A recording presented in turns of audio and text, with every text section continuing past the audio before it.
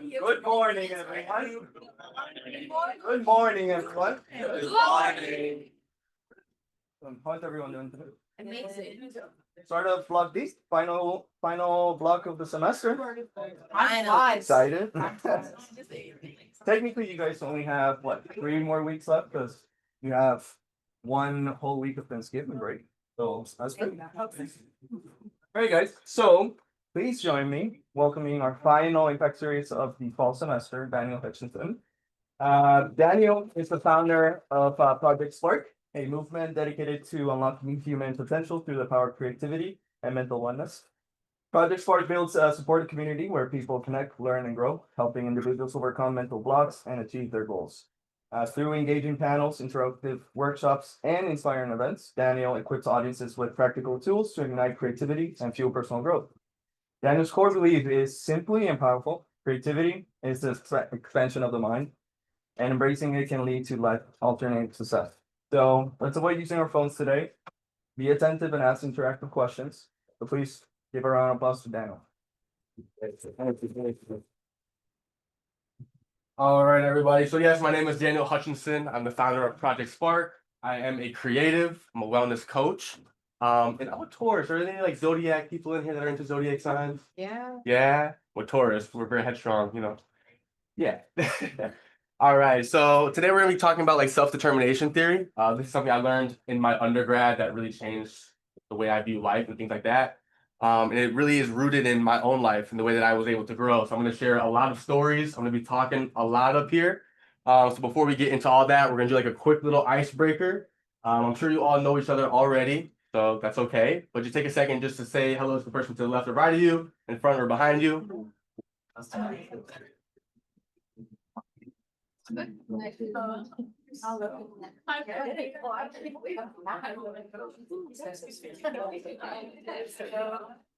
right. Very nice, very nice. So you guys have these post-it cards right in front of you. So during my time in Portugal, I did like this. Oh, what? What do we know about Portugal? Like recently? Yeah, I was there like a week ago. For opportunity collaboration? No, I was there for, yeah, it was a different opportunity. So was I. Yeah. In Portugal. Where about? Albufeira and then Lisbon. Oh, I was in Lisbon too. So Yeah. sorry. It's okay. It's a beautiful country. It's a beautiful country. But while I was out there, I did something kind of interesting. It was called a drum journey. So I was at this holistic wellness center. And it was a drum journey where we discovered like our spiritual animals. We found kind of what we represent ourselves into an animal. So with these post-it cards in front of you, without anybody seeing what you have, I want you to take time just to think about what your spirit animal might be and just write that down. Don't let anybody see it at all. We're gonna do something with it, okay?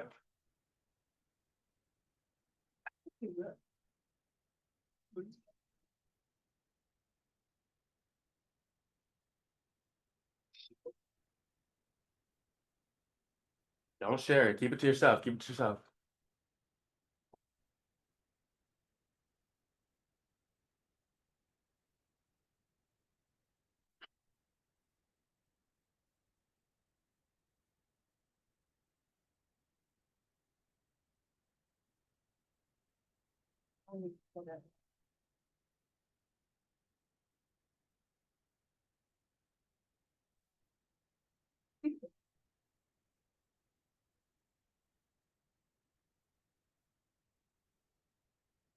All right, when you got that spirit animal down, just look up at me so I know you're done. Still writing, that's okay. Take your time.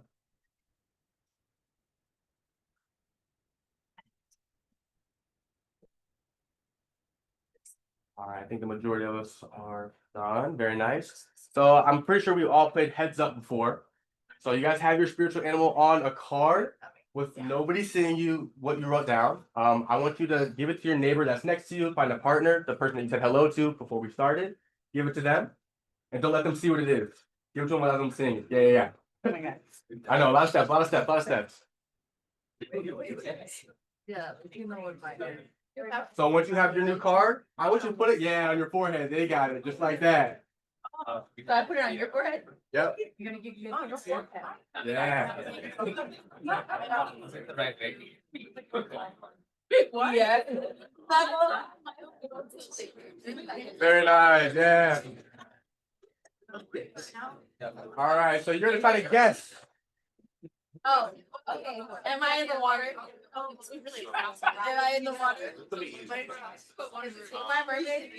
Try to guess your partner's favorite animal. That's nice. There's nice mermaids. I'm human.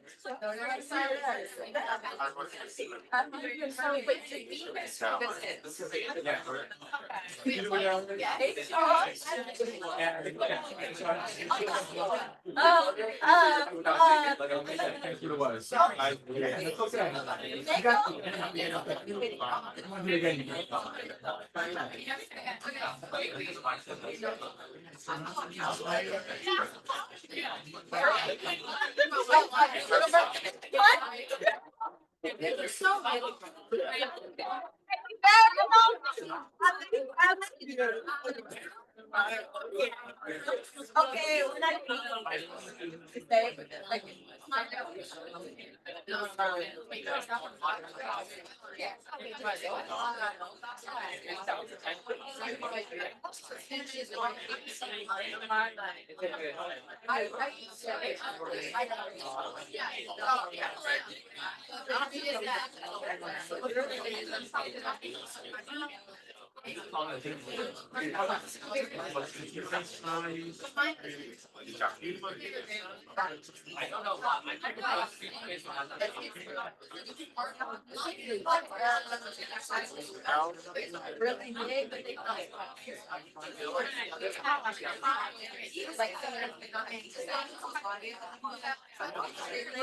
on the bottom of the kind of like. A giant manta ray. I would be a giant manta ray.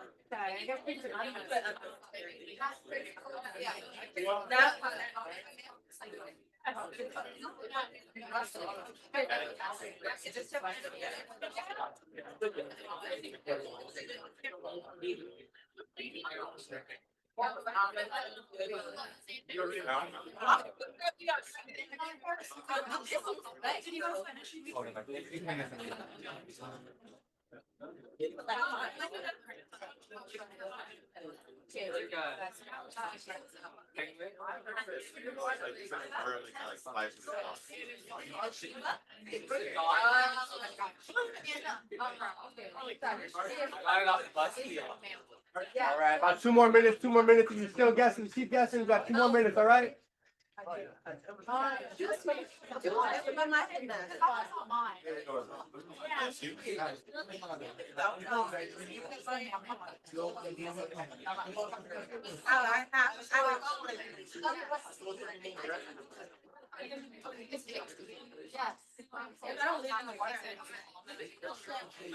Ever since I saw Moana, I accept my dreams. Moana was like,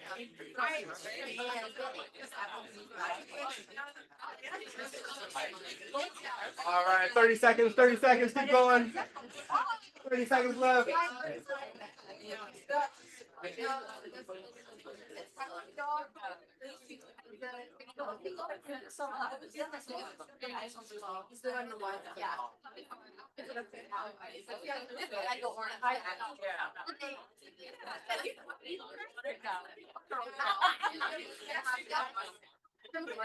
right. We're gonna go on back. We're gonna go on back. If you got to guess, good job. If you haven't guessed it, that's okay. Almost there. Almost there. What's your favorite? I'm not paying. I need it. I need it. I need it. Felony. All right. What's your favorite animal? What you guys got? I was an avatar. Right? I think I'm a bird. Yeah, I took a bird up really far. The travels. Very nice. What was you? if you don't consider this an animal, a mermaid, but if you want a different one, then I'm a giant manta ray. Hey, I'll take it. I'll take it. Mermaid is fine. It's fine. Mythical or not, right? Right. Very nice. All right. How was that for you guys? You can take the post-it notes off if you want. How was that for everybody else? That was all right? Yeah. Awesome. As entrepreneurs, we have to get out of our comfort zone, and we also have to find new ways to attack problems or be able to communicate what we got going on. So describing something that your partner couldn't see on their forehead is a great skill to have for communication, understanding, and awareness. So that's kind of how I wanted to start off with that. In the spiritual animal, it's just a good way to represent yourself. So now you're describing kind of how you view yourself and allow somebody to guess what that is. So kind of a transparency there for us. So we're going to dive into this today. I'm going to talk a bunch. This is the agenda. We're going to start off with the Spark story. So kind of my story in Project Spark, what I really started to do in my life, how it all became, the journey there, the entrepreneurial mindset, what I got going on, the way that I think as an entrepreneur, how I go about my business, how I go about trying to elevate and scale, my mission and vision. And then we're going to dive into defining the self-determination theory, autonomy, competence, and relatedness. We're going to look at entrepreneurship through the lens of self-determination, overcoming challenges, goal setting, applying this self-determination theory here in your community. And then we're going to conclude. So right here, this is just a quote that I said in one of the most pivotal times of my life. It says, in every dark room, there's a switch to turn on the light. It's up to you to go and find it. So that dark room might be your mind. When I was 17 years old, I was going through one of the hardest times of my life. And I was very depressed. It was hard to even get out of the bed in the morning. Anxiety, I couldn't talk to people. I was like scared of the world around me. I was afraid of the world, hiding in the hoodie that I had. And in order for me to kind of get out of that and to grow and to become the man that I wanted to be, I had to have some type of model, something that just I could rely on and fall back to. And it ended up being this. And I physically actually had to do this, and I'll get into that when I tell the story.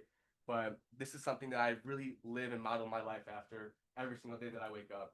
I can't have fear. I can't be scared of what's to come. I have to just show up with, big chest, big smile, and full of light and full of love. So big foundation for me right here.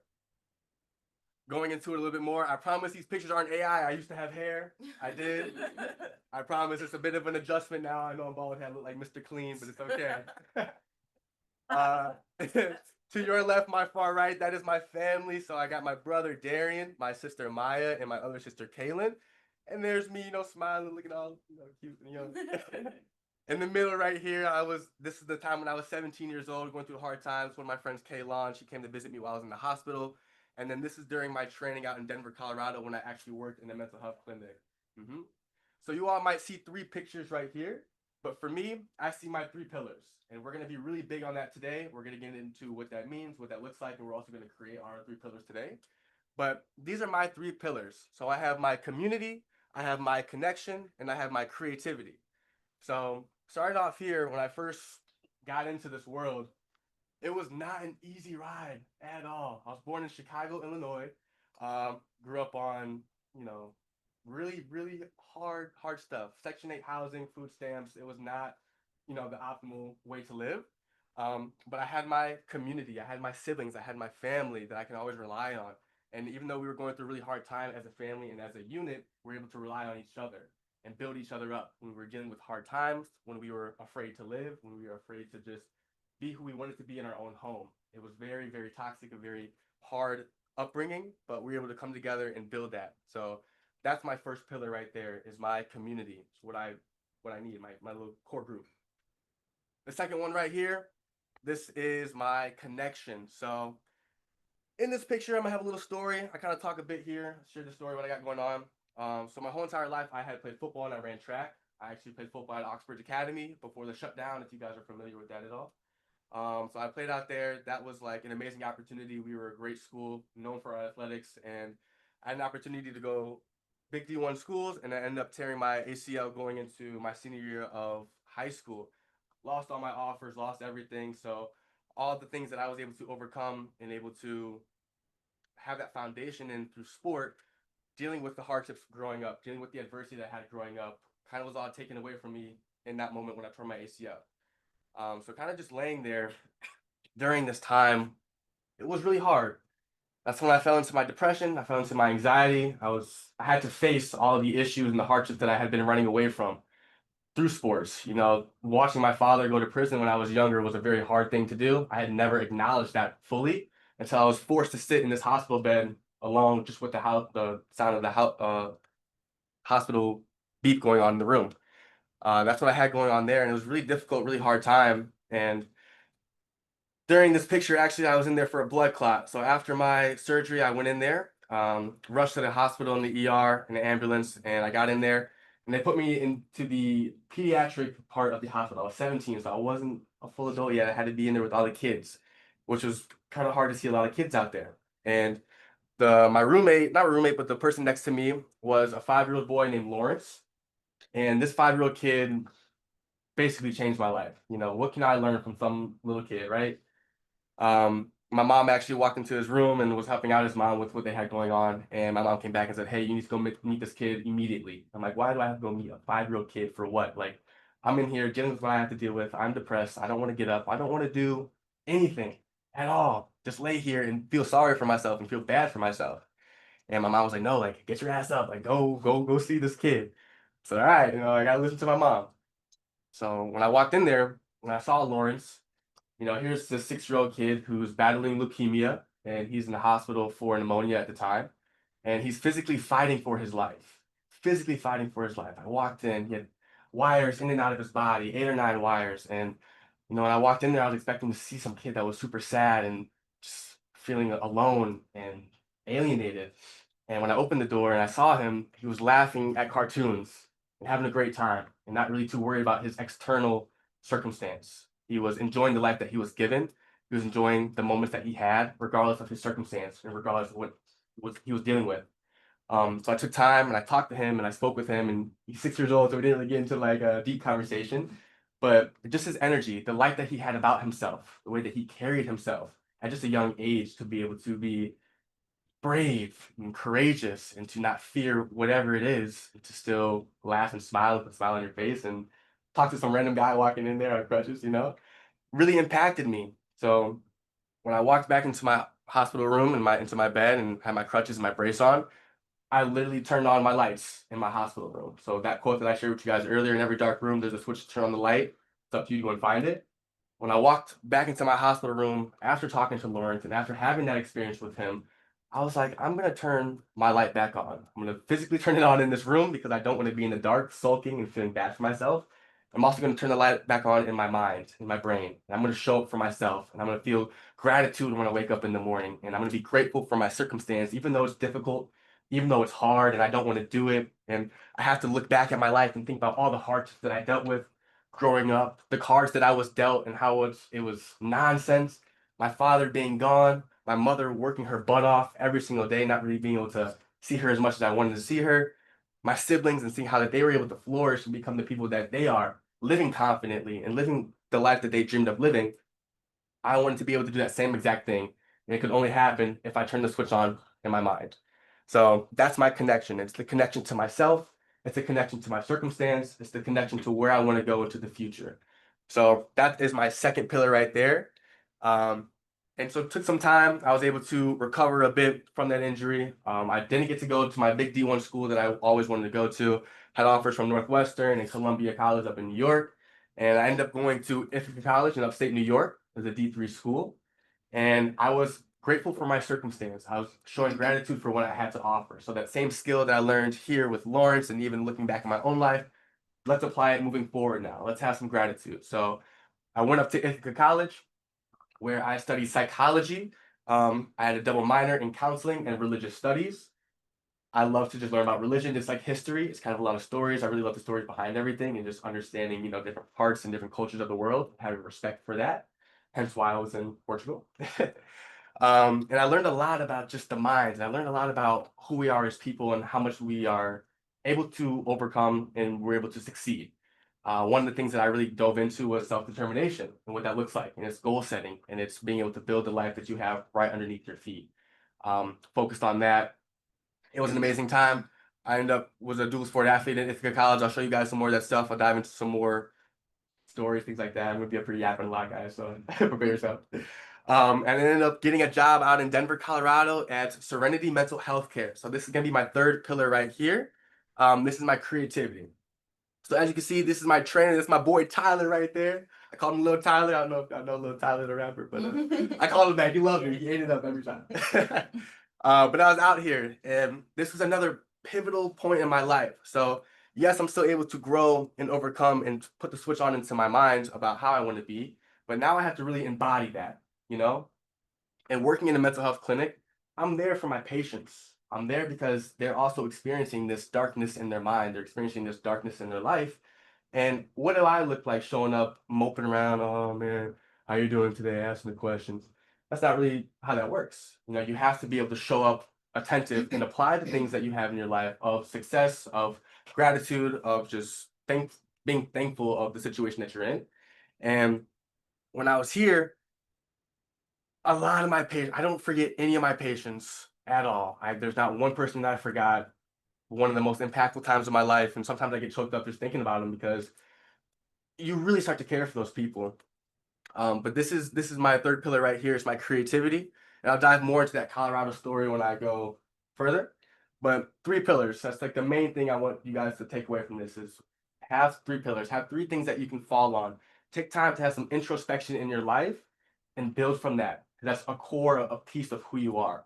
That's gonna allow you to build a good foundation underneath you to continue elevating and building your business, right? And we'll get more into that a little bit as I go, but three pillars. So next slide here.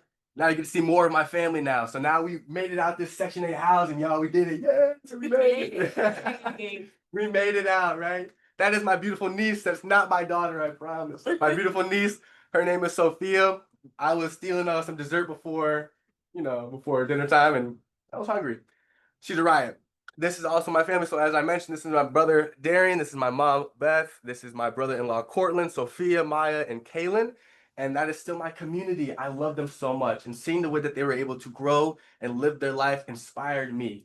So my brother actually, he is a performer. He works on cruise ships and he sings. So he's a professional singer. He does his thing, travels the world, and just does what he's passionate about. And it wasn't always like that for him. He had a really hard time growing up. I mean, he got arrested a couple of times doing things that he shouldn't have been doing. But it's all about peaks and valleys and learning as you go. So being able to overcome that and seeing the man that he is today just inspired me. I'm so proud of my older brother for showing up and doing what we had to do.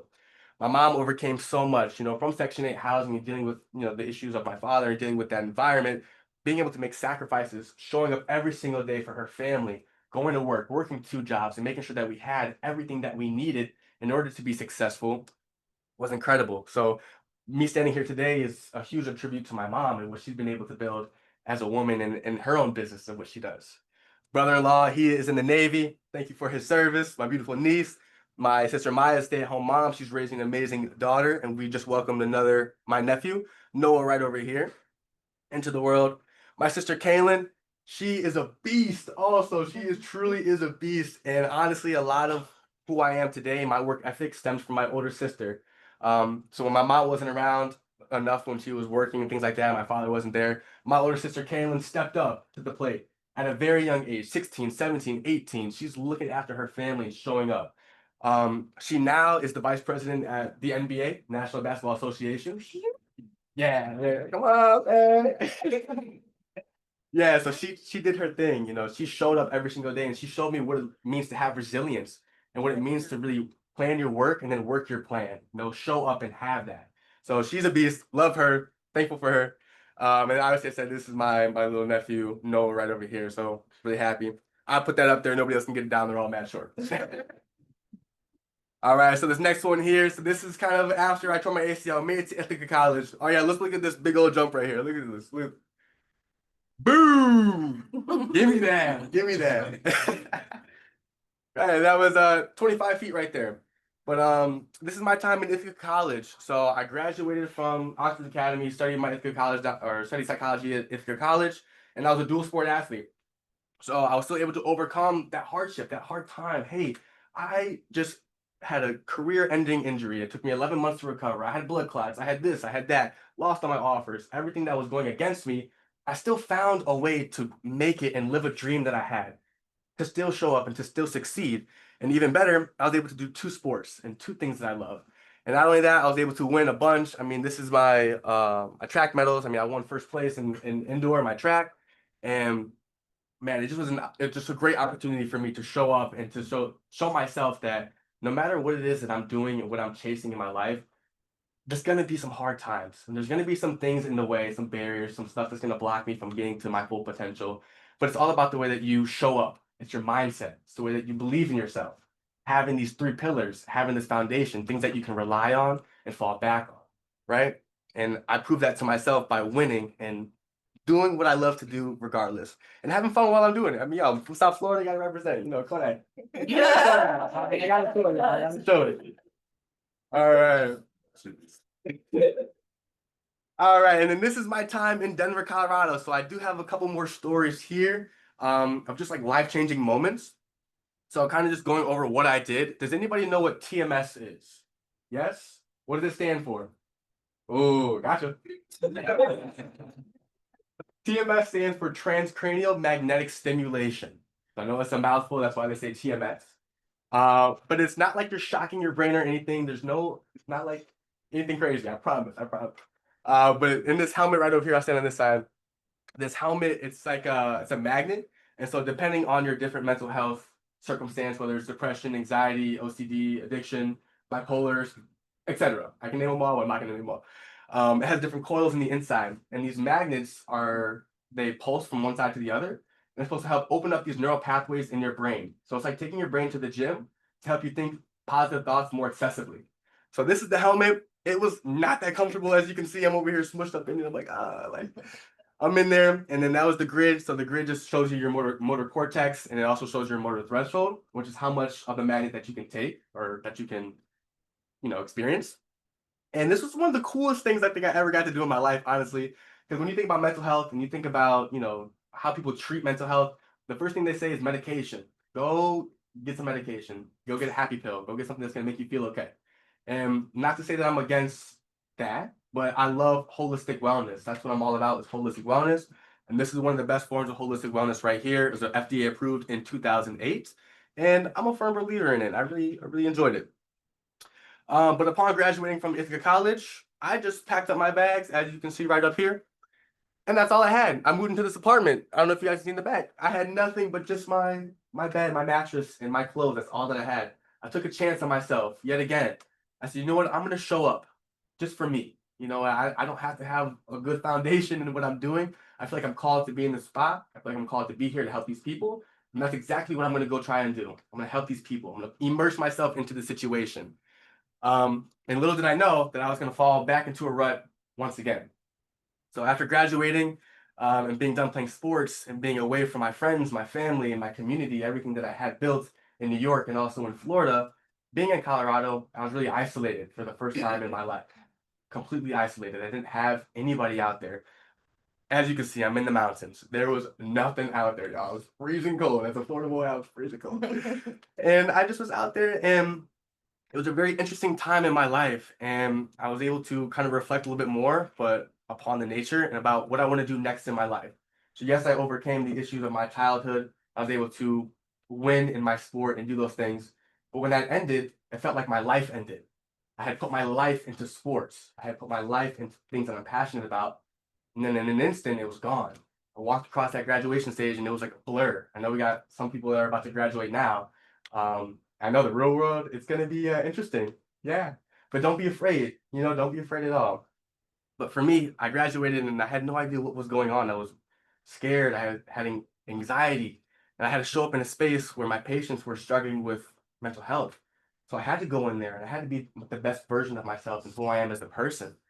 And there's this one patient that really just impacted my life. So likewise, when I had a 5-year-old kid in the hospital, now I'm on the other side of the chair and I'm talking to a patient. And he changed my life. He came in first day and described life as feeling like he was living behind a glass. Couldn't fully, kind of how we are right in this room, actually. We're inside this glass, and he couldn't really experience the world around him. Couldn't make these real connections. He couldn't interact with friends, his family. He couldn't indulge into his hobbies and what he believed in the same ways because of his mental health, because of anxiety, because of depression. It was limiting him. And he sat in that chair right there, just bawling his eyes out, crying. And I couldn't sit on my side and not feel for him. I felt very similar.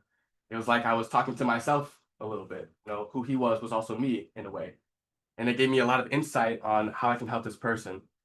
And throughout this journey, the first 4 weeks, we weren't really seeing any progress at all. We were plateauing. We weren't talking about the things that were bothering us, that were making us feel upset or sad or angry or all the above. It would kind of just, he sat there and moped and was sad. And I was like, how can I help this person? What can I do? What can I do that could really impact the person across me? What did I need when I was feeling like that in that hospital bed? Reverting back to my life and being able to draw from my own experience to then help that person across from me. The importance of having a pillar. And I thought, you know what? Creativity.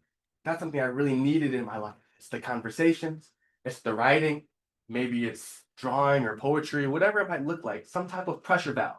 When you're dealing with all the stresses of the world, how can we have something as an outlet? And so starting on that week 4, we had about 4 weeks left until our end of our session. And we implemented some type of creativity in every single session that we had after that, whether we used Play-Doh, making little rocks, because it's hard to make stuff in Play-Doh, writing or just talking or making songs or making music and just having a good time and having a blast, having this pressure valve for you to release, right? And during that time of release, we did this one exercise where I told him, hey, I want you to put pen to paper. I want you to draw whatever it is that you want to draw in the world. It doesn't matter what it is, but don't pick up your pen off that paper until you're done. So he started drawing. I asked him a couple questions. Hey, what are you drawing? Started drawing a tree. So, okay, why are you drawing a tree? What made you want to do this? And little by little, he started opening up about his childhood, about things that were bothering him. And that tree was something that was in the backyard of his home when he was 6, 7, 8, 9 years old, the root of his trauma without him even knowing. So he didn't look up from that paper. He just kept on drawing and got into a state of flow. Was getting after it, drawing the leaves and the cracks in the tree, and just was like really immersing himself in this creative outlet and talking about the things that he was afraid of. Those glass walls that he described life to be were being lowered and lowered and lowered through his creative outlet. And I'm sitting back here with chills. I'm like, this man is talking about his life. I'm like, let's go, let's go. Like, this is what it's about. He's showing up for himself. He's feeling okay. He's feeling better. He's able to feel vulnerable without fear of judgment. That was the biggest thing that I could see. And from that moment on, he was like, once he got done with that tree, he looked at me, he goes, I never told anybody any of that in my life. I never felt confident enough or have the ability to express that until now. Until I was able to kind of distract myself a bit from the noise I'm experiencing in my mind through this creative outlet, that I'm able to talk and express what I'm feeling. And that filled my cup up to the max. I said, yes, this is exactly what I wanted, because those first 4 weeks were tough. 4 weeks is a month with no progress. A lot of people give up.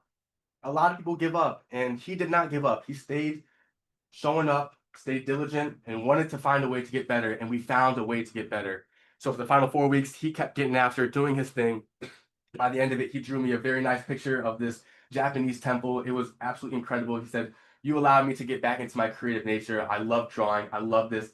This is what I needed in my life. And at the end of the 8-week session, when he graduated from my program, he fell into my arms and was crying in my arms. And he just like, you changed my life. You changed my life. And I was like, I did not change your life. I did not do that. Rather than quitting after the week 4, when you saw no progress, you decided to continue to show up, to find a way, to have that diligence, to be able to find that work ethic, and to find that pressure valve inside of yourself. And now you have something. You have a piece of you that you can always rely on, that you can fall back on, that will allow you to continue to grow and to flourish into your life. And that's creativity. So that's kind of why that became one of my pillars, because creativity is so important. We need that. Everybody needs that. So I was really inspired by my patient. I was inspired by my time in Colorado to then reflect on what I was able to do with him, with all the other patients that I had, and then in my own life. What do I want to build? Who do I want to become? And how can I express these pillars in my own life into an extension of myself, which later became Project Spark. So now what I do with my life, okay, well, I travel around everywhere and I do my workshop. I go around and we do these creative outlets. We talk, we express ourselves, we put ourselves in the best position possible to build a life that we want right underneath our feet. So instead of having to just worry about having the right insurance to get therapy, you can come and we can talk without even having any type of insurance. We have these events, community events, to bring people together, thought leaders that express themselves, their journey, and what they have going on to be able to inspire the next person, inspire the next generation. Gen Z, we're the next people that are going to be in power of the world, right? we have to be able to be the best version of ourselves with the right type of foundation and the right steps to apply to continue to grow and to just build a great life. So this was in Philly. This random guy just threw these birds at me. I wish I was playing. He literally just tossed them at me, and I was like, "Oh, like hey!" And I caught him real quick. This is out there in Portugal. This is at where is that at? Lagos, Portugal. Beautiful out there. I was able to do a workshop at Moin House Velas with the guests out there, and it was a juice detox center. It was an amazing time. Got to learn from a lot of people from around the world, from Portugal, from the UK, from Ireland, Germany, and there's another spot that was really cool too.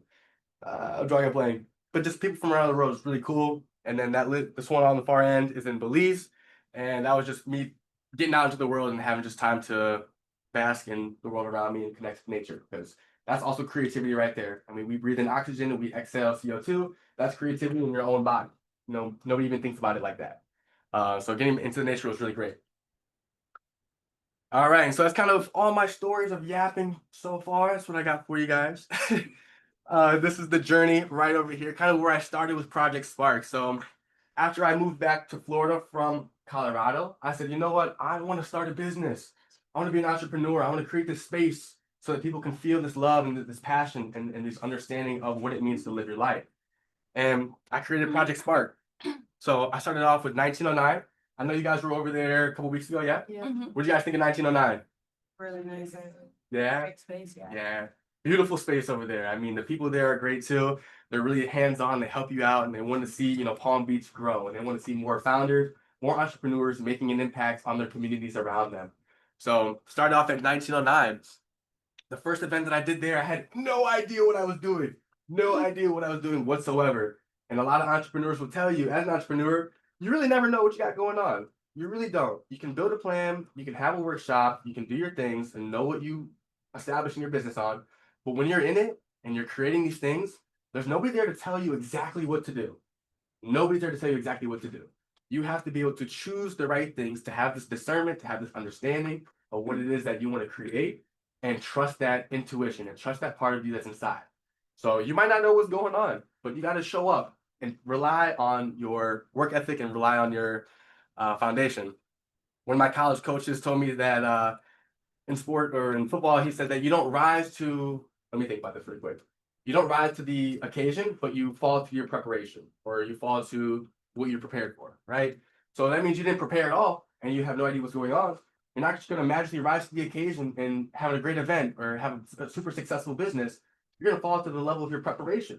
So how prepared are you really to have a successful event, to succeed? You might not know what's going on, but you have these pillars, you have this foundation of what you're building your business on. That is your preparation right there. And it might be a little scary, it might be have a lot of anxiety, but you're building that right there. So that was this creative panel that I did with them at 1909. We talked about what it means to, have this preparation about yourself. To be prepared, to not fear what's ahead of you, rather to understand that it's inside of you and what you're building is literally inside of you, and you could do it. So we brought on 3 different guest panels. We had Maria Taylor, who was the CEO of Creative Media Group. I'm drawing a blank on the other 2 people's names. But they came in. One guy was the owner of a coffee shop and just creative nature and what it means to own a coffee shop and kind of the peaks and valleys that you deal with as an entrepreneur there, and kind of the weariness that you have during that journey. And then right here, Rohi's Readery, where I met. What's the name one more time? Alicia, yes, we met over there. I think you're actually in this picture, right there. Yeah. I mean, you're in this picture as well too. You're like right here. Yeah. Oh, you in this? Yeah. The red, The red behind hair on is it. back. Back there? Yeah, you're stuck in there, you're stuck in there. Yeah, I was able to meet some Watson students over there at Rohi's Readery. So now I'm trying to get the word out. I'm trying to get the word out, what I'm trying to build. I want these events. I want to build this community in Palm Beach. I want people to feel inspired and to feel loved. And I was out there at Legacy in Motion. It was to kick off Black History Month on February 1st. And we were giving back to the community. I was saying, hey, as a Black leader in the community, you don't just have to go do sports. You don't have to just go make music, because that's what's being interpreted in my community. You can be an author, you can be a thought leader, you can be an entrepreneur, you could be whatever it is that you would like to be. You have to just see it. So being able to be out there and represent my community and represent what it means to be a Black entrepreneur and an author of my own book, it filled my cup up to the max. And that's what Project Spark is about. Again, it's showing up for your community, it's showing up for the people around you. That was an amazing event there. Then I went back to my alma mater at Oxbridge Academy, where I kicked off their Mental Health Awareness Month. So on May 1st, I did my keynote speech to the middle and high school students. And I also did a workshop with all of them as well. So we're gonna do our workshop at the end here. But I kicked it off at Oxbridge Academy. I talked to them about my ACL journey. I went into a little bit more depth, so got a little bit more descriptive about that journey because it kind of happened while I was there and I really wanted to connect with the students. But it was a great time to be a part of the new generation, that new class, to see them and what they're building. And I was talking to them about high jump when I was running a track, and I accidentally said that I said I high jump 6'6", 6'7", and all the kids, yeah, there it is. All of them, they're like, oh, I'm like, yo, this is crazy. Like, I don't even know what you guys are talking about. That's how I know I'm getting old, y'all. It happens all. And then one of the more recent events I did was at Emerald Ocean Resort. So I was able to really put together a great healing workshop for everybody. So we did sound healing, we had breath work, we had meditation, and then we also did a creative writing exercise that allowed us to tap into our own foundation, tap into our own mind, have that creative outlet, and to have that pressure valve for what we're dealing with. So the guests at Ocean Emerald Resort in Palm Beach Island, they came down. It was a really good opportunity to talk to them and see kind of a different group of people as well. So as entrepreneurs, we're always trying to find our market, trying to find our people and kind of who we want to talk to. So during this journey, I was able to really explore my market, explore who it is that I want to work with and define this market that I want. Started here just with the community of West Palm Beach. Then I got into my Black community here, people that I really resonate with and my community I resonate with. Went back to my alma mater, talked to middle and high school students to see if that might be a market for me to do that. And then on the far end, got to go with more of an upscale event with more like bougie people, I should say, I guess. I don't know. It was a cool event to do, but really just understanding what my market should be and taking time to experience that and to not have any fear to go out there and try an event and see what works and see what doesn't work. I mean, as an entrepreneur, we are literally destined to fail at least once, maybe twice, maybe 10 times, maybe 20 times. We don't know. But it's about the repetition. It's about showing up for yourself and not having fear of failure or fear of judgment and being able to create what you want right underneath your feet. I'm going to say that so many times because I truly am a firm believer in that. But this was for me to test out my market. I also was able to do my workshop, like I told you guys, out in Portugal at the wellness retreat for them. And that was more of a learning opportunity for me. So yes, I was able to expand my market and talk to these people around the world. I was also able to understand different traditions and learnings and the way that people carry themselves from across the world and be thought leaders, right? These holistic wellness coaches that are masters in breath work, that do sound healing and have these holistic ways of healing. And how can I implement those into Project Spark and possibly bring these people on in Project Spark when I want to do a bigger event, like a TED Talk style event that I want to do. So that was a great learning experience for me. So just trust the journey, trust what you got going on. And that's what we got there. We're going to go into the alchemy mindset. So I talked a bunch just about my journey so far and how I've faced trial after tribulation, after trial after tribulation, roadblock. I got to do a stepping stool. I got to hop up on a, it's nonstop. It's ever since I was brought into this world, it's been nonstop for me to have to prove my worth and not to just be a statistic, just to be somebody that's trying to create somebody, but rather create an impact that will last a lifetime. So I look into the alchemy mindset. Does anybody know what alchemy is at all? Yeah? You want to take a shot at it? The ancient art of transforming whatever it is that you have into. Yes, 100%. So it's like in Eastern times, or not Eastern times, but the Eastern tradition was to take these different metals and like transmute them into gold, right? So it went under a lot of a process of scraping, under fire, under hardship, essentially, and turning it into gold at the end. So it takes some type of sacrifice for yourself.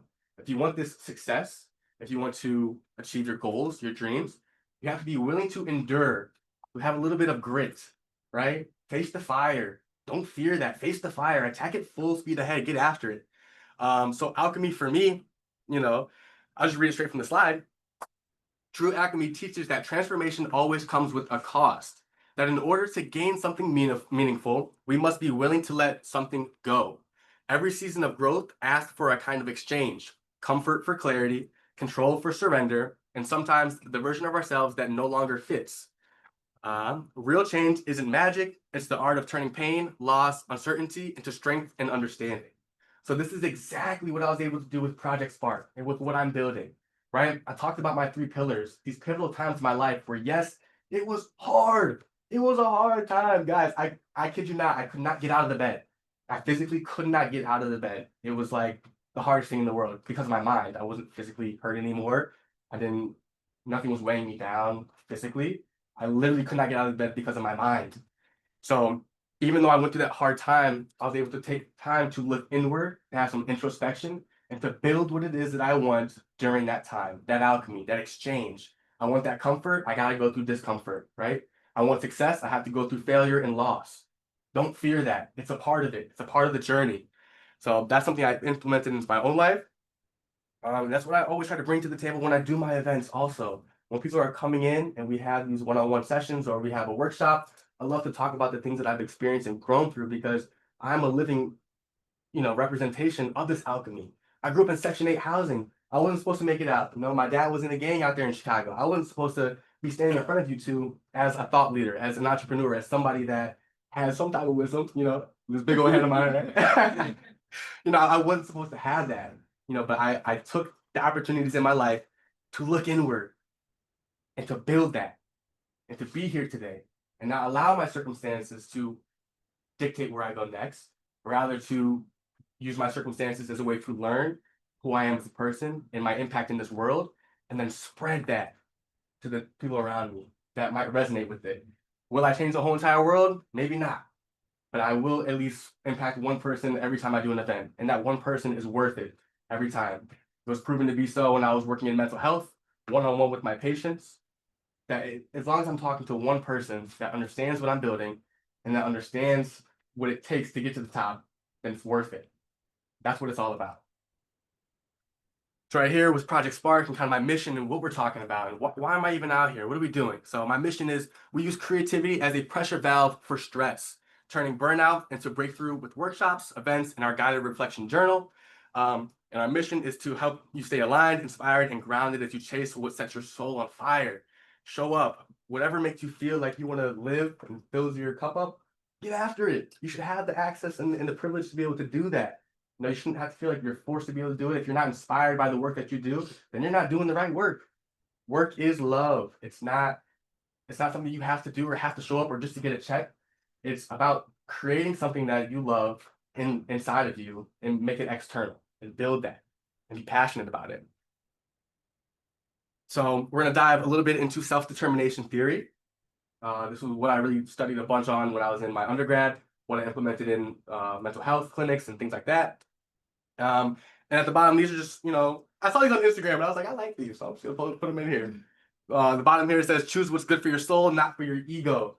Are you guys familiar with your ego and yeah? Okay. I don't mean it like the Beyonce song. I mean it's about the way that the world sees you, or how you think you are in the world. Let that go.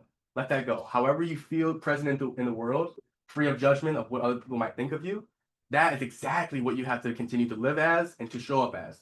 You're not here just to get a check or just to do whatever. You're here to create an impact and have a purpose. We all are, whether you want to believe it or not. We all have a purpose here, and it's up to you to go find that. Middle one, little picture, mindful versus mindful, right? Mm-hmm. When you have a lot on your plate, it's chaos in your brain. It's noisy. I like to say that I'm airy-headed, right? When it's really windy outside, the wind's hitting you from all different directions, front, back, it's hitting you from the side, it's a lot going on. And in order for you to clear your mind, you have to have some type of outlet, right? Some type of pressure valve, whether it be creativity, like in Project Spark, or whatever it might look like. Some people, I don't know what everybody likes to do, but I like to write. I love to write. And that allows me to stay grounded. It gives me time to breathe. It gives me time to clear out all the clutter and all the nonsense in my brain for a second to really align myself to then think my next thought clearly. So that's super important. In the far picture on my left side, your right side, is what you think is what you become. This is alchemy right there, that mindset, right? Even in my own life, what I do with my patients, 100%. If you're thinking that you're going to be a failure, or you're thinking that you're not going to make it, or you think that it's too hard for you to succeed with your business or your venture, then that's exactly what's going to come to you. 100% that's what's going to come to you. And if you continue to face battles and hardships and adversity, it's because that's all you can think about in your mind, right? If you can think of success, think of ways to overcome hardships, think of nothing but positivity and ways to have outlets and new ideas to overcome and like scale, then that is the track that you'll be on, and you'll be more prepared when you have adversity in your face, right? You're going to fall to your level of preparation. Your preparation is the way that you think in your mind, the way that you view yourself, and the way that you view your business as an extension of yourself. So going into self-determination theory, it's rooted in motivation, human motivation. You know, why do people do what they do? Why do you eat food in the morning, right? Because you have to eat to survive. Why do you have to survive? Because you want to live your life, right? You have to do that. So motivation, it's built in autonomy, competence, and relatedness. So your autonomy is your freedom to choose, right? So this is like you have the freedom to choose whatever it is that you want to do. As entrepreneurs, as people that start a venture or want to get out into the world, create something of yourself, you have decided to choose what it is that you want to create and put into the world. That's your freedom. You also choose what goes into that and how you show up for that every day. Some people need a 60-40 balance where they're going out having fun partying. Hey, if that's what people have to do, that's what people have to do. Look at Dennis Rodman. I mean, I don't know if you guys are familiar with the 90s Bulls, but man, he was out there in Las Vegas the day before the game, partying, doing crazy stuff. We'll come back to the game next day and we'll tear it up. He would be an amazing athlete, you know? But that doesn't suit everybody, right? But it's finding kind of what helps you out and what lifestyle choice allows you to build that. Also with autonomy, it's like your intrinsic values. So it's what you believe in, what you're building your life off of. So for me, it's really that peace, love, and positivity. So it's kind of like my 3 pillars for my business a bit. Kind of just a saying I like to say also. But that intrinsic value, you know, it's something that stems from inside of yourself that makes it makes a longer impact rather than, oh, I want to be a millionaire or I want to be powerful and, you know, make everybody, you know, bow to me. I don't know. But having these values that are really good that fill you up is a part of your autonomy, and you should imply it into your business and make it grow. Next one is competence. So this is just like your repetition, your mastery, your growth. So like I said, with the failure, you're destined to fail. Yes, I know it sounds crazy to say that, but you are destined to fail. And it's overcoming that and continue showing up and being that best version of yourself. So with this competence is how can I be a master at my work ethic, or how can I be a master at what I'm building in my business? And that's showing up every day, creating a plan, you know, plan your work and work your plan. Like my sister taught me, Kaylin, NBA exec now, she's doing her thing. She taught me that. So I promise that's something that's really, really key. And especially if you were an athlete at any point of your time, you know, the game is won not on Fridays or Saturdays, but it's won during the week in your preparation and the way that you prepare for that. Same thing if you like musicals or you like into the theater, it's that preparation before the play actually happens. And the last one is your relatedness. So it's your connection, your collaboration, and your mentorship. It's the people that are around you in this world, right? So at the Watson Institute, you guys are blessed. You have an amazing cohort right here with people all around you.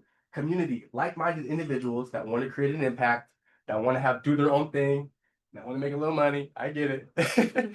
But you're surrounded by these people already. So it's having that community is something that's so key, it's so important when you're building this venture and when you're building your business. So this is essentially what self-determination is. It stems from motivation. It's your autonomy, your freedom to choose, your competence, which is your practice, your mastery and growth, and then your relatedness. It's your community, it's your connection. All right, so kind of what does this mean? I talked about it a little bit here, but it's your intrinsic superpower.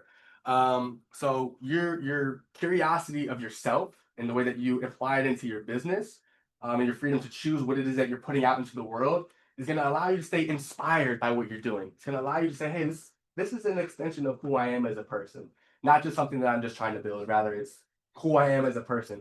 That'll keep you motivated every single day showing up because it's something that's a part of you. And it really helps you alive. It's your internal drive. It's your why. It's your reason why. It's your mission. It's your vision. It's your value. Those same key words that we use, you know, in the business world. That's what that is. It's your intrinsic superpower. Middle one here, we got purpose fuels perseverance, right? Take your time. Does anybody work out or lift at all? Or like to do that? All right. Okay, we got a fit group. We love it. Love it. All right. So biggest thing that I learned during my time, you know, working out, things like that, was time under tension. when you're working out, let's say you're under that bench and you're repping out, you can rep it out real fast and say, hey, I got 10 reps done at a higher weight, or you can drop the weight down a little bit, take your time with your reps, count 3, 2, 1 down, burst up. And that's actually going to build more muscle overall, right? So with your business and whatever you're trying to grow, don't be in a rush. It's okay. Like I said, you're going to fail. Try a bunch of stuff and fail and just keep on trying. Just keep on going and take your time doing it, because it's the journey that's really what's impactful. So that time under tension, give yourself time to grow, to learn, to educate yourself, to build your community, to understand your market before you go full speed ahead. It's like a slingshot getting pulled all the way back, right? When it's time to shoot, make sure you're as accurate as you can, pull back as far as you possibly can. When it's time to go, let it rip. And the last one is your autonomy in action, right? So trust your instincts, okay? Trust what it is that you have inside of you and who you are as a person, because that's exactly what it is that's going to allow you to stay on track and guided with what you're building. Just a little bit clear. That's what it's all about, is trusting your instincts, right? Entrepreneurs, we just did an exercise where you had to communicate with the person across from you. They didn't know what they had on top of their head at all, right? You had to find a way to communicate that to them to where they understood what it is that you were saying and what you wrote down and what you see yourself as, right? So you trusted your own instincts to be able to communicate the product or communicate a vision or an idea to another person across from you. And that is literally your instinct. It's who you are. It's the way that you act, the way that you speak, the way that you carry yourself. Some of us were doing the movement of an animal. If it's a tiger or a lion, doing the claw, like those instincts to act and to communicate. So that's pretty much what that means. I think this might be a break. Oh, here we go. But yeah, so that's what that means. And we're here about Project Spark and what my events are built on, and that's what I do. So yes, I do my workshops, but when I do an event, I want to make sure that we're providing all of these outlets for everybody. So when I bring in these thought leaders, it's not just for them to talk about their story or to brag about who they are as people, but to really say, this is what I learned from my journey. This is what I was able to learn from the hardship that I faced, the adversity, and how I applied it into my business. And then from that talk, you have a time to do a workshop with them, get hands-on time to get creative, to do whatever outlet that they have, to understand and put yourself into their shoes and to see how it is that you can apply those things into your own life. So that's what my events really are built on, building that community. Because once you come into an event and you talk and you make connections, you gotta stay connected with those people. Your community will take you a lot further than your own yourself. You know, the people around you dictates the success of your business. So build a good community, create a lot of connections, do your thing. And here at Watson, it's very similar. It's the same thing. Look around here, you guys have all these meeting rooms and all these different opportunities, communities, and leaders in the community that really look out for you guys and want the best for you guys. And you have to utilize that to the best of your ability. You know, don't just be here to be here and say, yeah, I go to Lynn University, I'm in the Watson Institute, and I'm starting a business. It's not just about that, but actually using the resources that you have, applying these values, these pillars, this foundation of what you have to grow. So that when you are a successful business 10 years down the road, you can come back to Lynn, come back to Watson and say, hey, you guys remember me? Like, you helped me get to where I have to go. And you never know what can build from there. So that's what we got for you guys. Really quick here, we are going to go over just like a couple of obstacles, like overcoming obstacles really quick. So a couple strategies that helped me out with my patients and even myself in my own business was reframing for growth. So reframing exercises is basically the way that you speak to yourself. It's the biggest thing. So change the way that you think becomes who you are. So the way that you think about problems or you think about the life that you have. Oh, I woke up this morning and I'm tired. I don't want to go do this today. You're gonna be tired for the rest of the day. You'll be tired for the rest of the week. That's how you wake up every single morning. But the way that you speak to yourself and the way that you view yourself dictates what happens next and the way that you carry yourself for your own growth and what allows you to succeed. Autonomy and adversity. We talked about this autonomy, these intrinsic values, and what it is that's inside of you. When you face adversity, what can you fall back on? And, you know, what can you fall back on that allows you to feel good, and that fills your cup, right? If it's joy, if it's creativity, if it's an outlet, whatever it might look like, make sure that you have that and you rely on that and identify that you have not adversity at hand, right? If you don't identify that you have adversity, then you're going to be stuck in that same cycle and never going to be able to overcome it. So identify that adversity and have autonomy to rely on. Community support, we talked about that a bunch. You guys are in a great community here. Rely on the people around you. We got self-compassion and discipline here. The greatest form of self-love is discipline. You know, show up for yourself every single day. If you committed yourself to a work or a plan, show up to that. That is self-love. Yes, the self-care is nice. Getting your nails done is nice. Getting your haircut's nice. Hey, I get it. I do. I mean, I don't get my haircut anymore. Ain't about it. You know, but it's definitely that discipline. You know, rely on the things that you built for yourself and show yourself enough grace to do it and to get it done. That's the best way to do it. And then always remember to breathe. If you feel overwhelmed or you're having a bit of anxiety, this happens to me a lot of the times too. Even before I came in here today, I was in the car. I was like, oh my gosh, like I'm nervous. Like my hands are shaking. I'm sweating. I'm like, oh man, I don't know what I'm gonna do.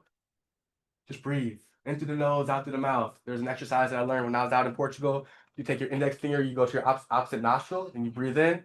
Yeah, you really got the Portugal experience. I love that. But yeah, you breathe in through one side for a 3 count, hold for a 2 count, and out for another 3. You do that 3 times, switch sides, same thing. 3 times, you do 3 count in, hold for 2, let it out for 3. You allow more space in your mind to have clarity, right? Mindful to mindful, right? Like that picture that we had. Allows you to get back into your space. So take time to breathe. Don't forget that. Super important. And yeah. All right. I know I've been yapping a lot, guys. So we are going to take a bit of a break. It's 11 o'clock now. As you guys go on this break, I want you to think about your 3 pillars. Okay. We're going to revert back to that really quick. Think about your 3 pillars and what they can possibly be. And we're going to do a full workshop with that. Okay. All right. I think we have everybody back up in here now. So I'm a little congested today, so I apologize. But yeah, so we're gonna do a bit of a workshop. So I got these worksheets for you guys. This is kind of what I do with my workshops, and not necessarily this exact worksheet, but we go over and do creative writing, creative outlets. So as we get those handed out to you, I'll talk to you a bit about what we're gonna do today. This is what I did when I was out there in Portugal. Actually, this is the most recent one that I did with the guests out there. So they were there for a juice detox, like wellness type of a vibe. And obviously going out there, they were there, they had their own goals, right? Their own aspirations of what they wanted to do and their own purpose as to why they wanted to do it. Whether it was to clear out their system physically or to get away from eating a lot of that food to allow more space in your mind to think. I don't know if anybody's thought about, like, heard about that, but like the food that you goes into your gut impacts your mind. And we're eating nothing but like fruit and vegetables that are grown in a farm on site. It's way different than the things that we eat in the stores out here today.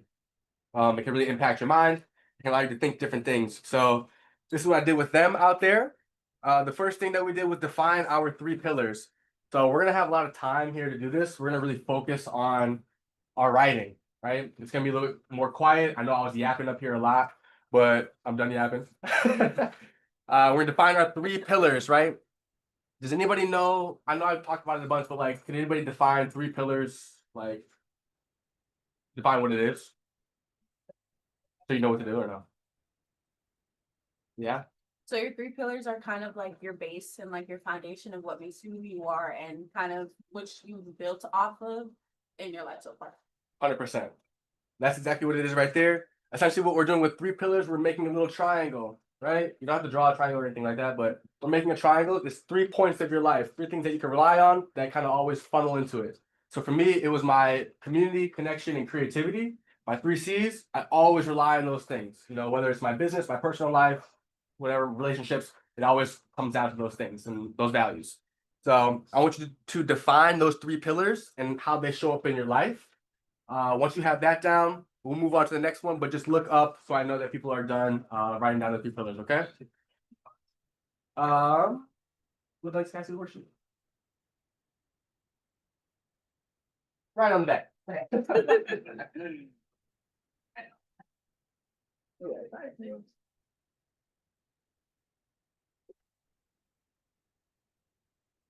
I just have questions, like how long are your retreats and like where are they located? Are they?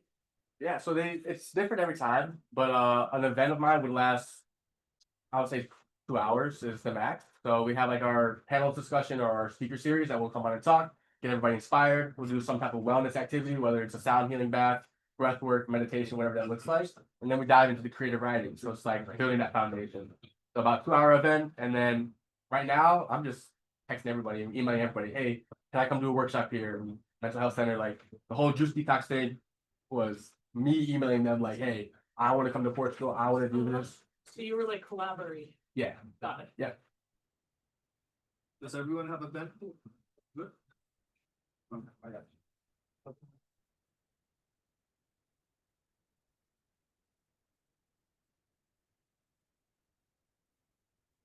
That's a lot better. Fine.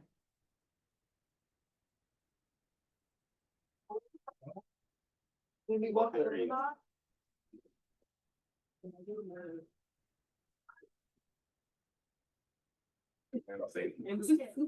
What? Are you ready on it? Like what's? I don't.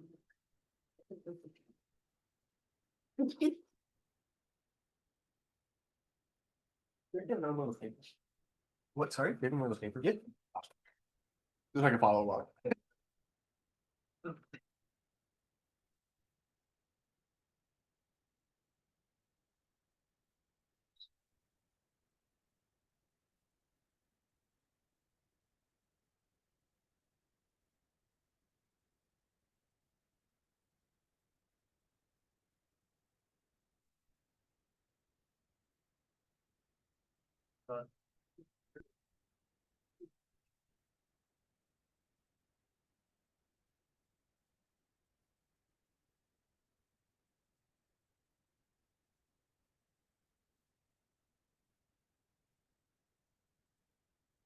Thank you. No problem. You want a pen?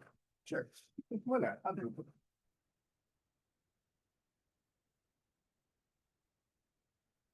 I-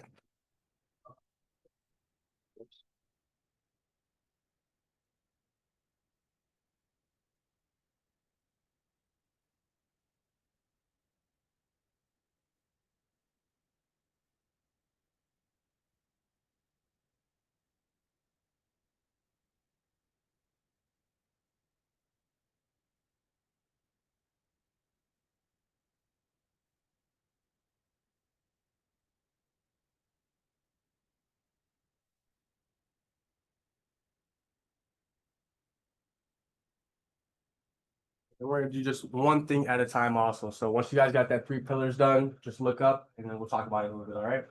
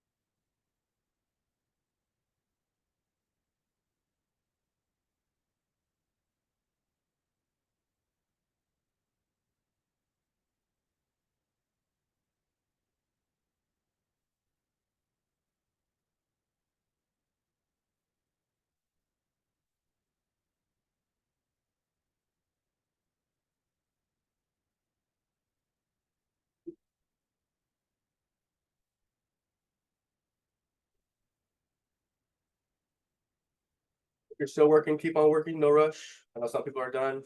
Sit a little bit patiently.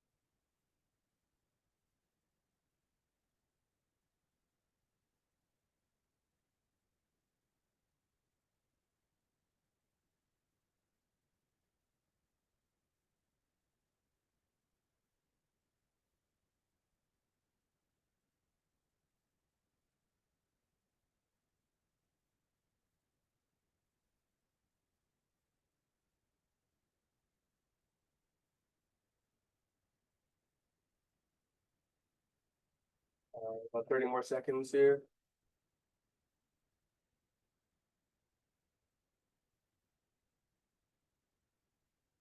Is everyone done? We're still working on it. That's everyone's done.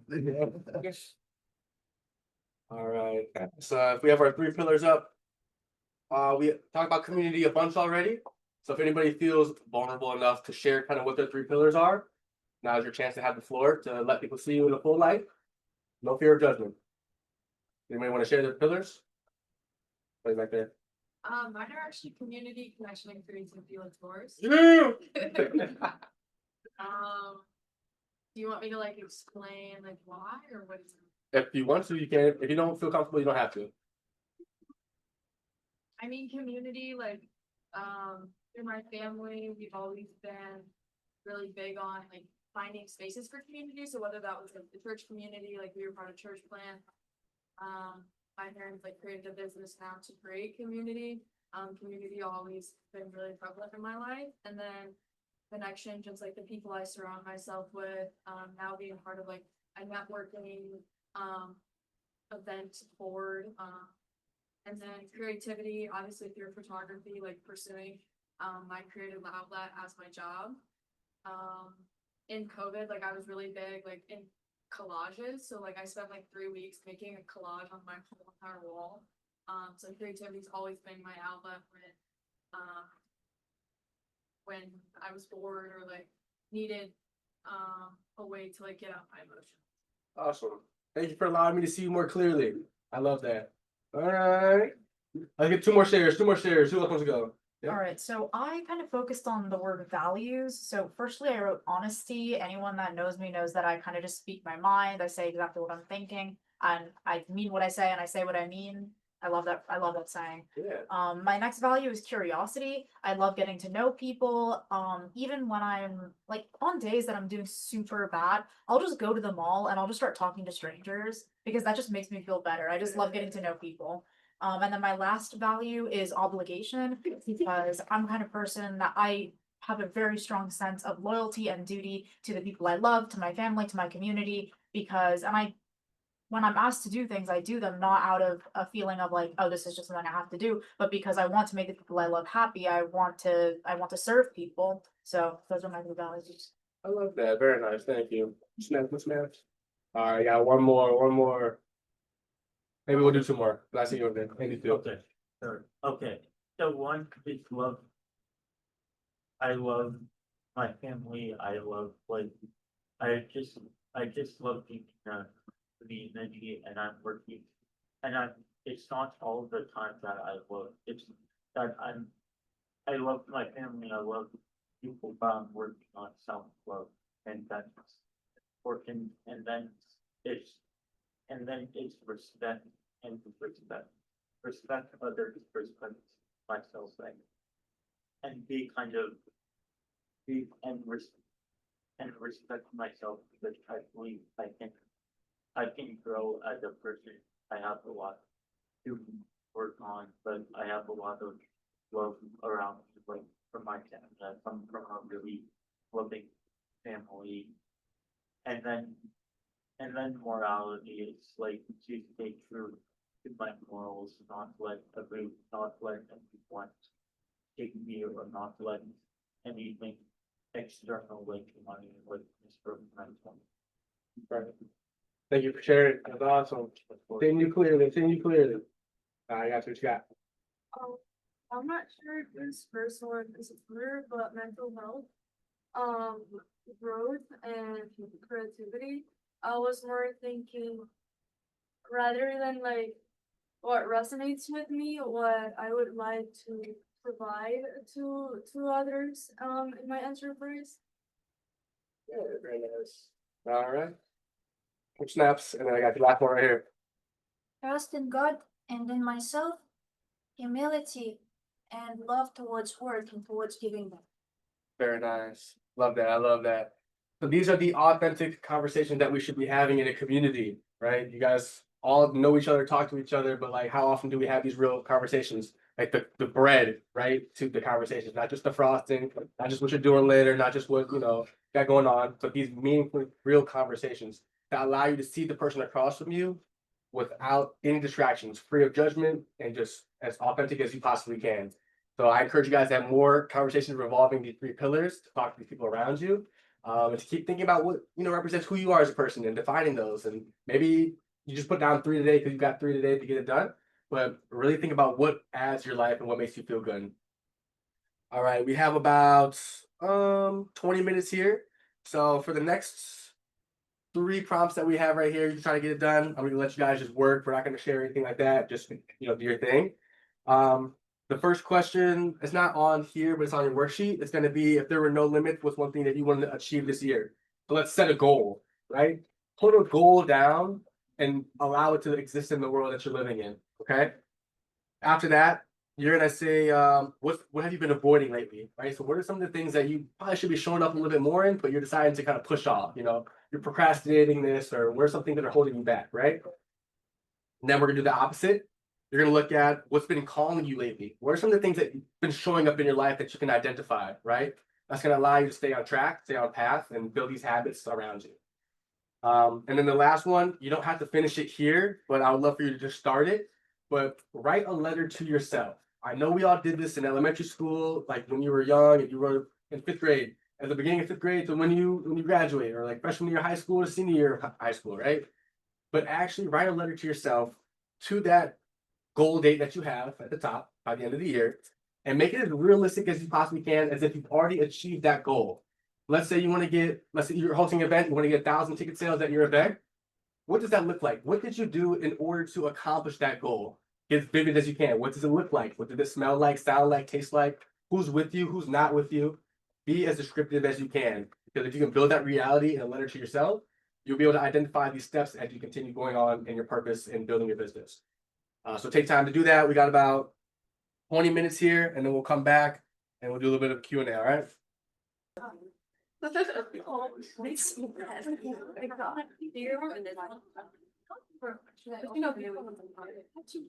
All right. How many people are done?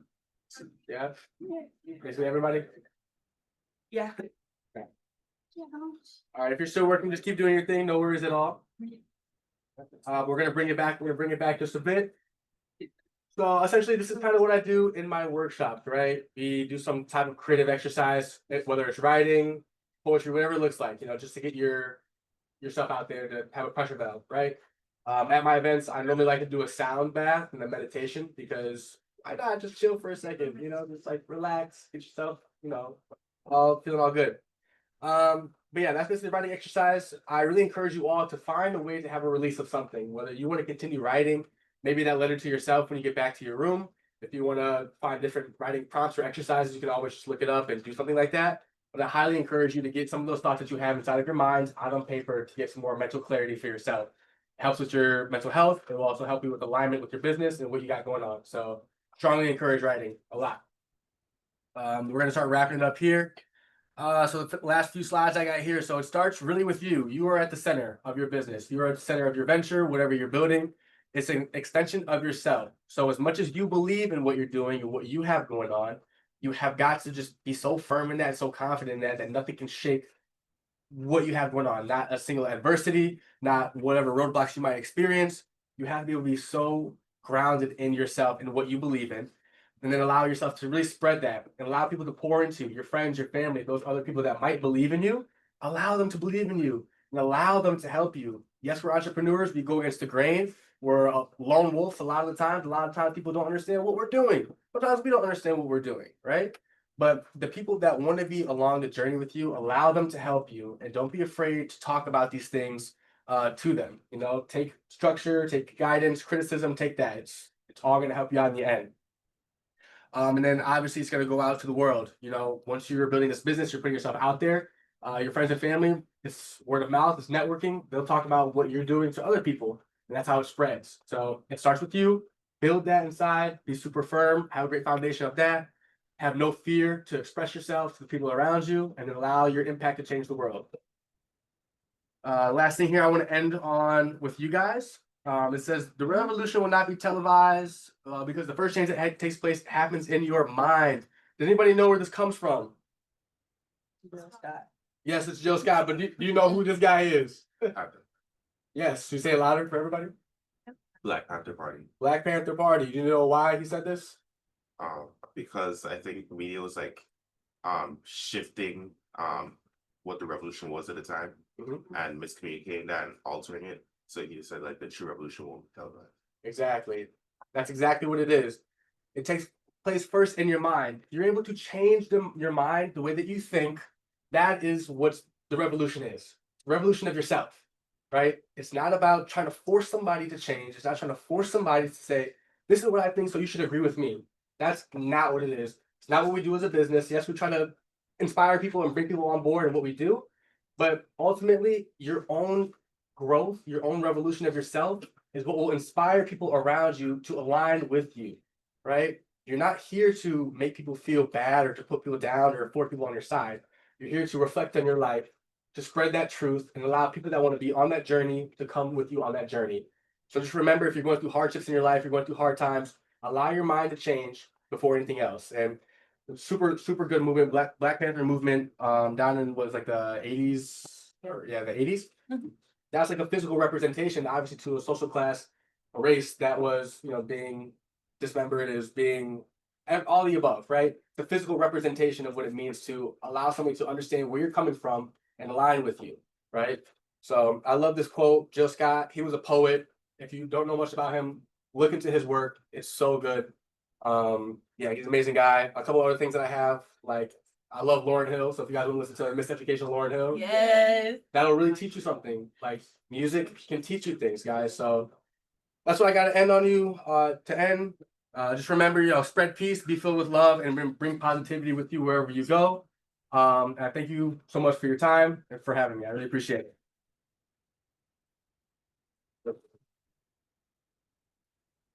All right, we have about 15, 20 minutes or so. If you guys have any questions, Q&A, we do that.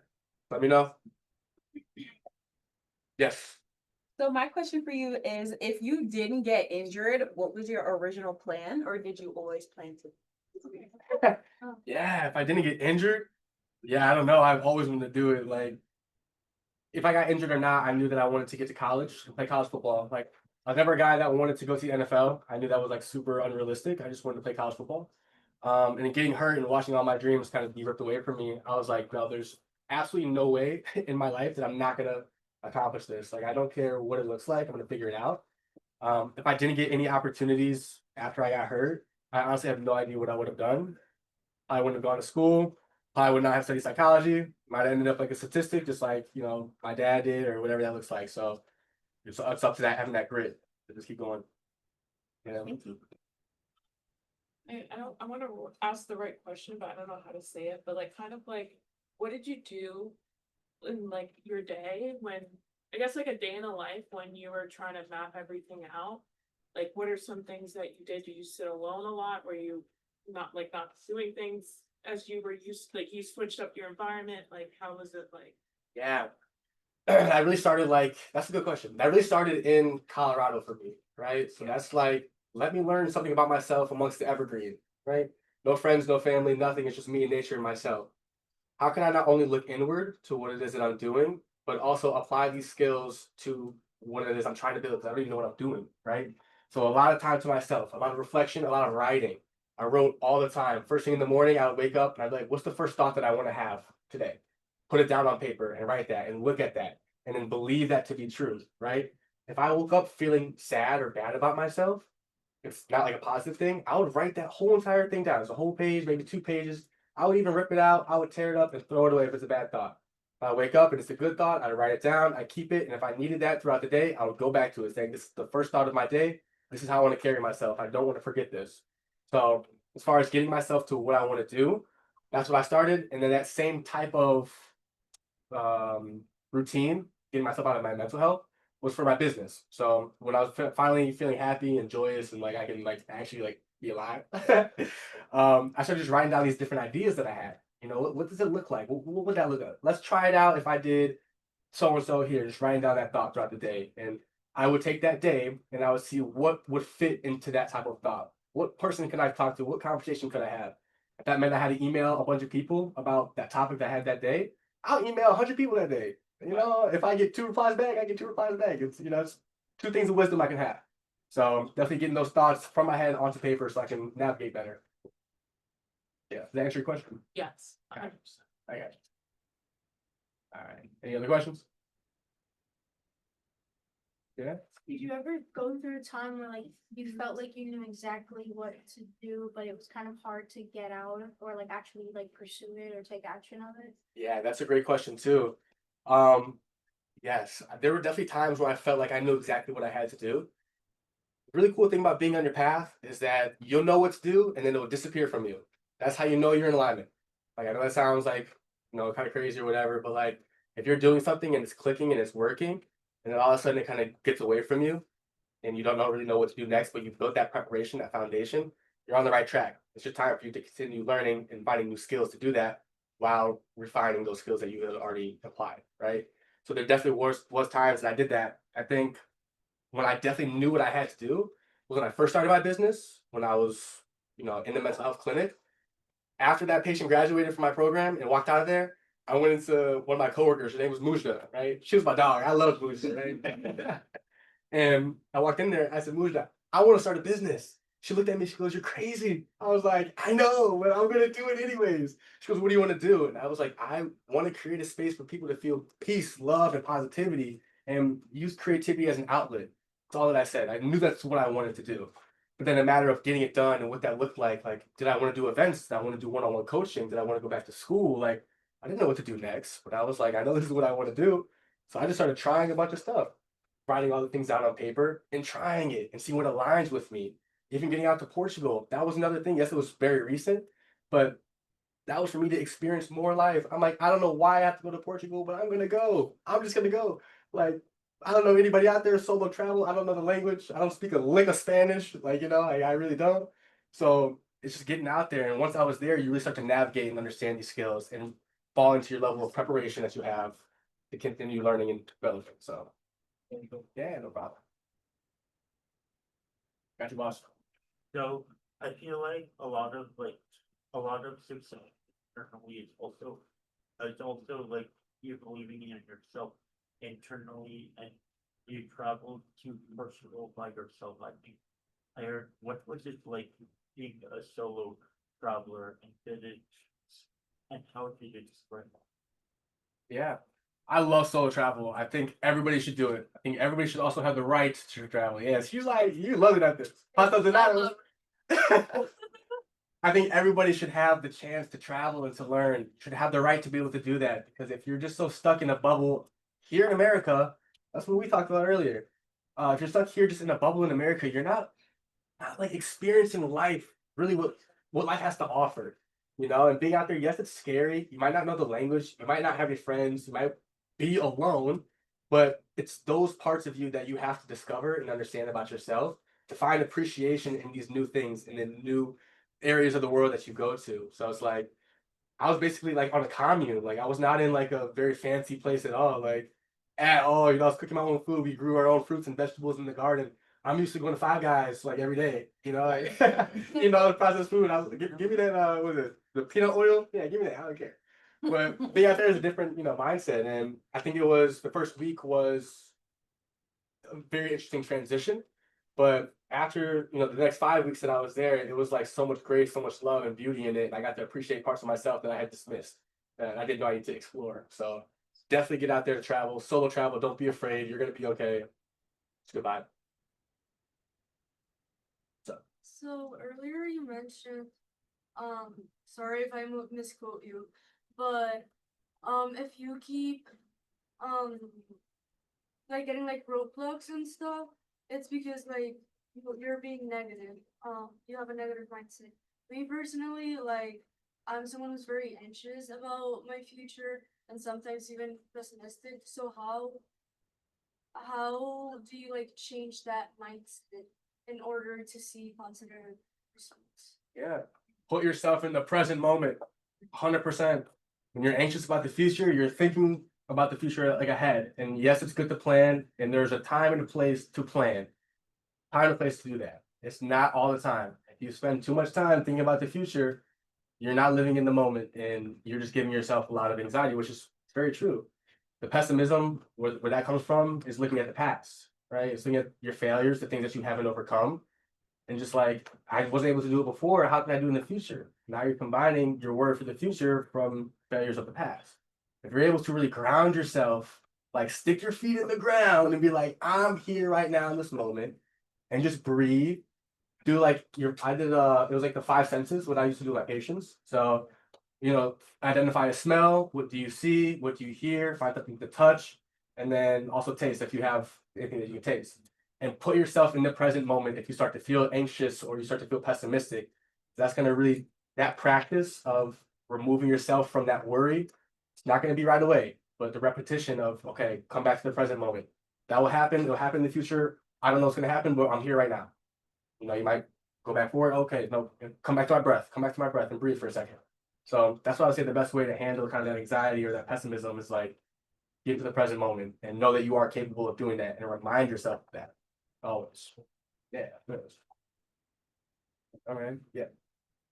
One thing you mentioned was how failure is gonna be like you're destined to fail. I wanna ask like, Sean, can you speak up a bit louder? okay, We cannot hear you. yes. So you mentioned how you're like destined to fail. So I wanna ask, when was the time that you felt like your business was failing or not meeting your expectations, and how did you move forward from that? That's a good question, actually. Let's think here. I would say so. I wrote a 14-day like workshop book, and that's when I was in 1909, and they were telling me, "Oh, like this is what you have to do. Like you should do it." I was trying to figure out how I can first of all write a book. I was like, guys, I don't know if I can do this. And once I started getting into the flow of it and writing it and finding different techniques and doing all that, I was like, okay, maybe this is really going to be something that can help me with my business, and I can take this wellness book and I can throw it into the mental health clinics. And I partner with Nova Luna Mental Health. Maybe I can get more my book into these clinics, these centers, the AA groups, like into more of these spaces. And I really thought that was going to be like the base of my business for a while because I was working on the book. I was like, man, putting all this work in this book, I was like, this might be the main thing. I might not do these events. I might not do the whole workshop. I wanted to kind of be behind the scenes. But then realizing how difficult it really is to get my book in a partnership like that into a center, I had so many no's. No, we're okay. We're just going to use our facilitators that we have here with our own products. We're going to stick to this. We're going to stick to that. And I got so many no's to my book that I had just spent a whole entire year working on and creating all the graphics and doing everything myself, like by my hand, and being told no over and over and over again that they don't want my product into their facility, their center, their group. I was like, dang, like I did this for no reason. I felt like a failure, and I was like, how can I pivot and how can I overcome that? And I decided to just open up like a little shop for it online and make it accessible for people to purchase if they would like, rather than partner with these centers if they keep saying no. And focus more on my workshop and getting into these spaces and getting to these people. Whereas if whoever is in the room would like to buy that, they can go on and purchase them themselves rather than me trying to get a clinic to buy 500 copies for their patients, at a bulk price. They were not going for that. I was like, all right. So that's like the biggest one I would say so far. But right now it's been going pretty good. There you go. Yeah. I have a different question. So, you mentioned how you're like, when you're starting a business or when you're doing something like this, and how you took the time to solo travel and all of that became part of your journey. How do you separate yourself from your business? So I think the only way I physically separate myself from my business is when it comes to the money aspect of my business being a separate entity than who I am. So I can build revenue there and have my revenue, let that just add up and pay myself. It's the only time that I'll separate myself. Otherwise, Project Spark is an extension of myself. It's who I am, right? Like every conversation I have, that's my business. It's what I believe in. It's these authentic conversations. It's different outlets, different tasks, different things that I can have. So I always use that there. Even if I'm going to the store, I'm talking to the grocery person. I'm like, what do you do every day? Like, how do you release your mind? I'm one of those people. So it's like I bring it everywhere I go. And I don't want to separate myself. I love it. Yeah. 40% actually working on it, 100% living with it every day. Hello, Daniel. What's up? Thank you for coming. It's funny. My name is Daniel too. Yeah. Yeah. So It's always on their Instagram, yeah. yeah, we do. I was like, yo, he was mad there. I was like, Well, thank you for coming here today. Thank you. You know, your story is truly inspiring. You're a true embodiment of what alchemy is. That's turning lead into gold. And through all the confusion, all the depression, anxiety, how you have been able to turn that into impact and purpose, that's a story that all entrepreneurs need to hear. And because of that story, you have ignited the spark within all of us here today. So we really appreciate that. You have protected our courage. And in the Watson Institute, we have a tradition All right. of keeping those who have protected our courage. And because of that, today you get cake. All right, Please give a round of fire. There we go. All right, y'all. Yeah, thank you, man. I appreciate it. What do you got? Yeah, thank you. Awesome. Yeah, thank you, man. I appreciate it. Thank you all for having me. Thank you. Thank Thank you so much, man. Appreciate you. It's a little gift as well that we got for you. Thank you so much. Yeah, you guys are the best. Thank you for all your time today. Your workshop was honestly incredible. And this is actually the last one of the academic year, and for certain we spend the best for last. It's awesome. I really appreciate all of your time today, all your content planning calls. I enjoyed them. And I know I repeated myself a bunch of times saying thank you for your story. Like your story is amazing, really. Yeah. And it's very, very motivating. So again, thank you for all your time today and for your story. Thank you all for your time today. We're now going to transition into a quick group photo. And remember, guys, that you got some of you guys have one-on-ones and community tables, so stick around. All right, let's give another applause. Thanks. Thank you, guys.